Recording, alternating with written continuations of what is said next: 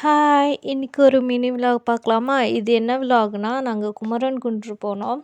அதுதான். அ என்ன பண்ணோம், டூ வீலர் வீட்டு பக்கத்திலே இருக்கனால, சரி டூ வீலர்ல போயிடலான்னு சொல்லிட்டு போனோம். போகிற வழியிலேயே வண்டி சரியான பஞ்சர் பண்ணிடுச்சு. ரெகுலரா மெக்கானிக் கடையில குடுக்குற மெக்கானிக் கடை அவங்க இல்லைன்னு சொல்லிட்டு ரிட்டர்ன் வந்துட்டோம்.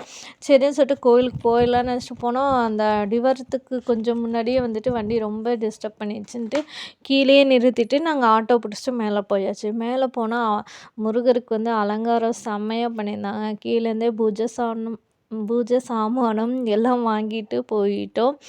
மாலை, அப்புறம் தேங்காய் அதெல்லாம் கொண்டு போய் கொடுத்து திருப்தியாக சாமி கும்பிட்டோம். கூட்டம் எதுவுமே இல்லை.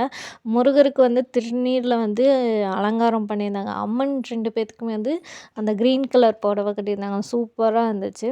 இந்த கோயிலோட ஸ்பெஷாலிட்டி என்னென்னா, இது சின்ன குன்று தான். ஆனாலும் அந்த குன்றுலேருந்து அந்த வியூவே செம்மையாக இருக்கும். இந்த சைடு பார்த்தா க்ரீனரியாக இருக்கும். அதாவது தோட்டம் அந்த மாதிரி இருக்கும். அப்படியே இந்த சைடு பார்த்தா வீடுங்களாக இருக்கும். செம்மையாக இருக்கும் பார்க்கறதுக்கு.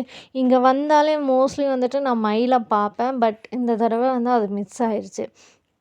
அதுக்கடுத்து பார்த்திங்கன்னா, அந்த விநாயகர் கோயில் கீழே இறங்கி போனோன்னா விநாயகர் கோயில் இருக்கும். எல்லோரும் நோட் பண்ணியிருப்பீங்க. நிறைய மலை கோயிலில் பார்த்திங்கன்னா, அந்த கல்லுலேயே வீடு கட்டியிருப்பாங்க. இங்கே நம்ம வீடு கட்டினோன்னா நம்ம கூடிய சீக்கிரத்தில் வீடு கட்டிடுவோம் அப்படிங்கிற மாதிரி சொல்லுவாங்க.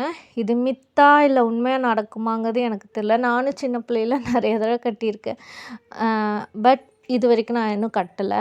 அதுக்கடுத்து அங்கே விளக்கு வைக்கலாம். பட் விளக்கு கீழே போய் வாங்கணுங்கிறதுனால நாங்கள் வாங்கலை. வெயில் ஓவராக இருந்ததுனால.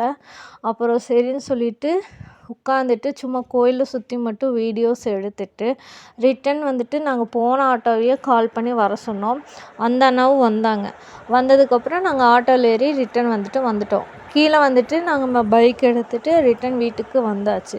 இந்த வீடியோ உங்களுக்கு பிடிச்சிருந்தா லைக் பண்ணுங்கள், ஷேர் பண்ணுங்கள், மறக்காமல் சப்ஸ்கிரைப் பண்ணுங்கள்.